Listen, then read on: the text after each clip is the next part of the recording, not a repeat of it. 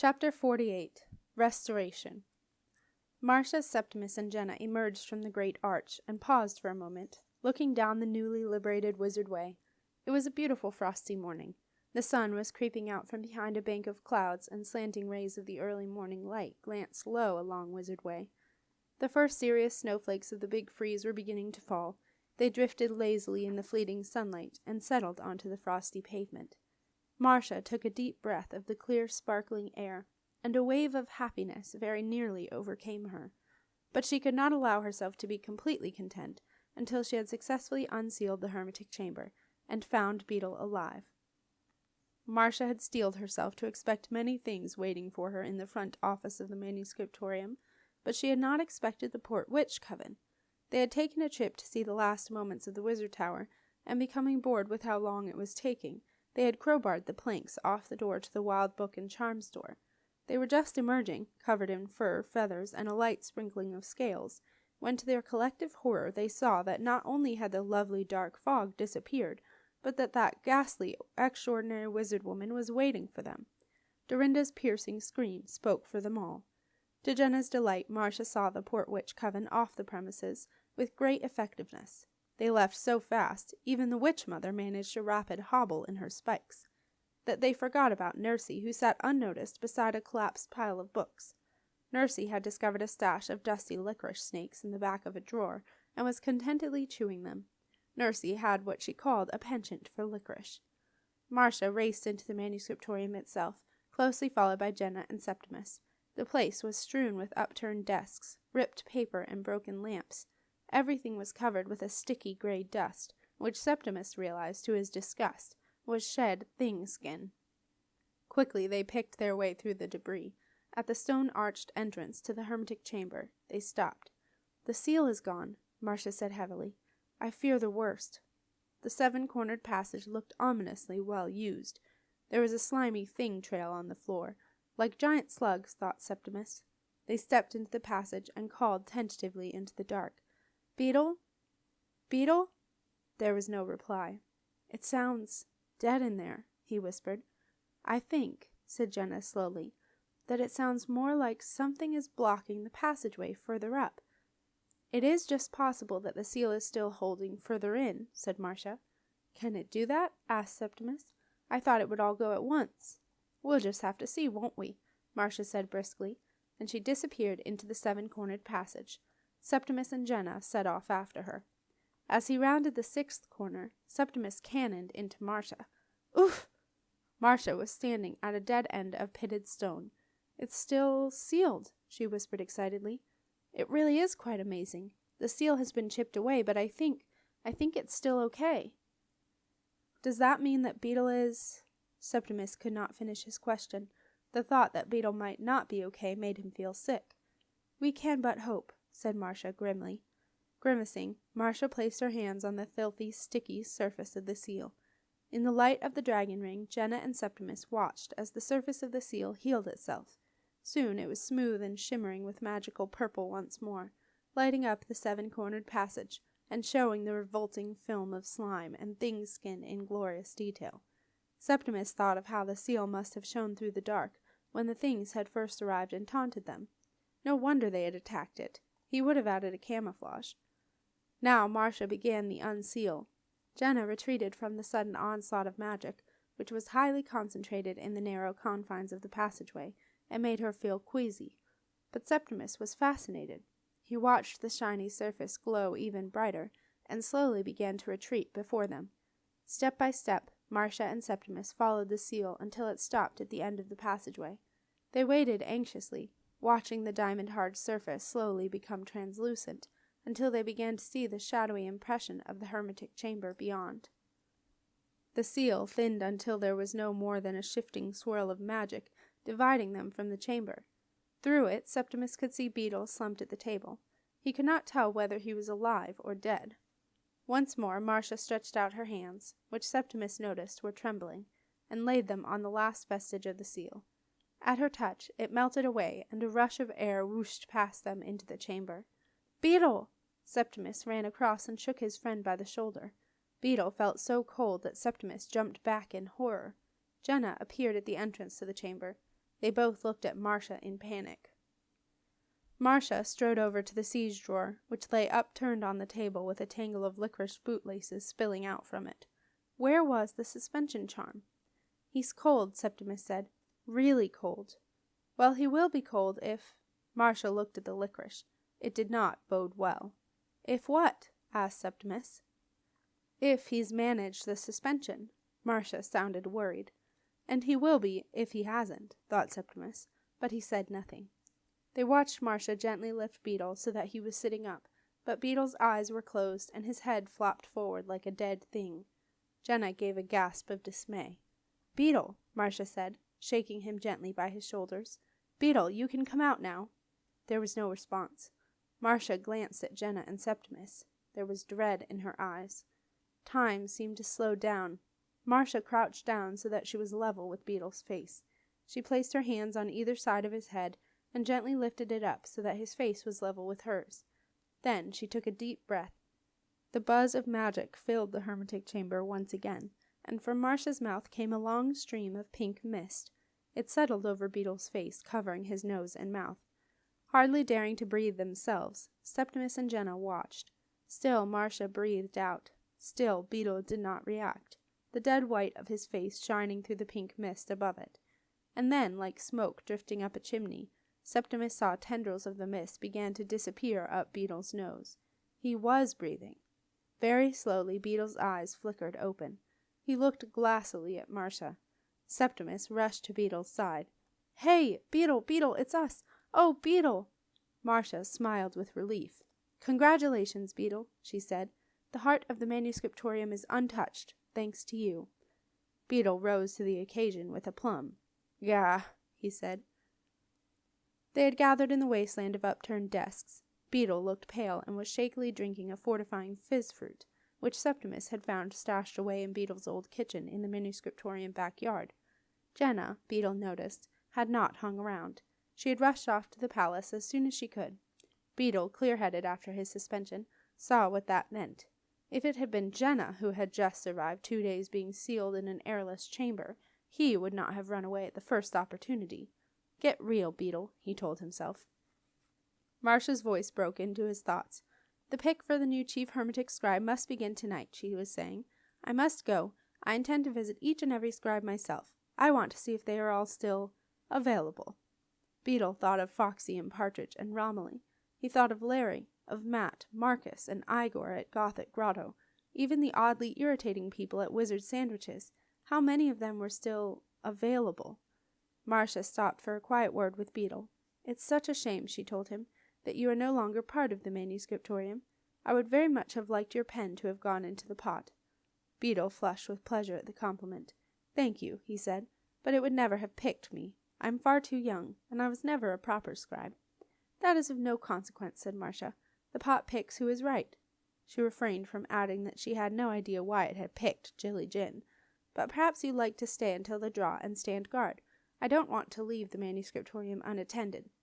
Once again Beetle was flattered, but he was already getting to his feet. "Sorry, but I'd better go and see Larry. Don't want to lose my job there, too."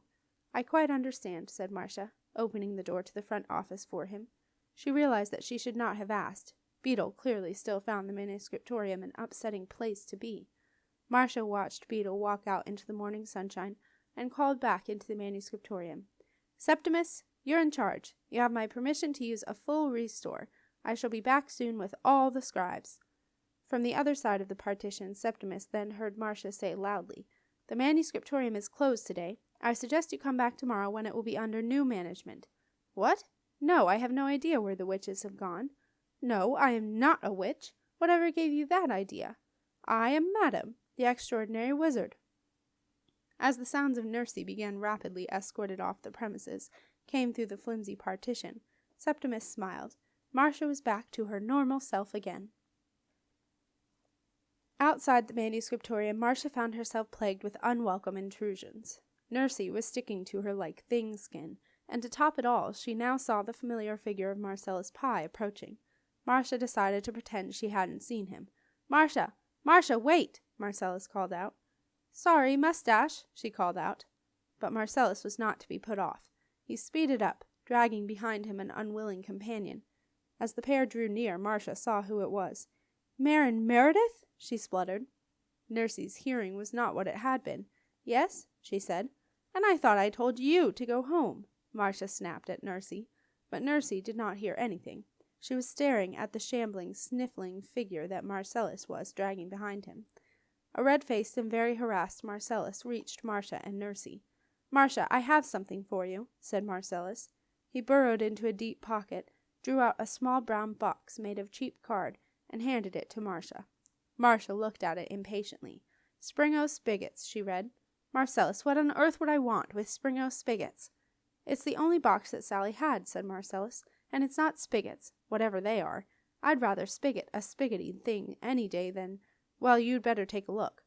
Marcia's curiosity got the better of her impatience. She opened the end of the flimsy cardboard box and drew out a small piece of blood-stained cloth. Something heavy fell into her hand. She gasped. "Good grief, Marcellus, how did you get this?" "How do you think?" Marcellus replied quietly. He looked pointedly at Marin, who was staring at the ground. Marcia took a closer look at Marin and saw that his left hand was swathed in a bandage.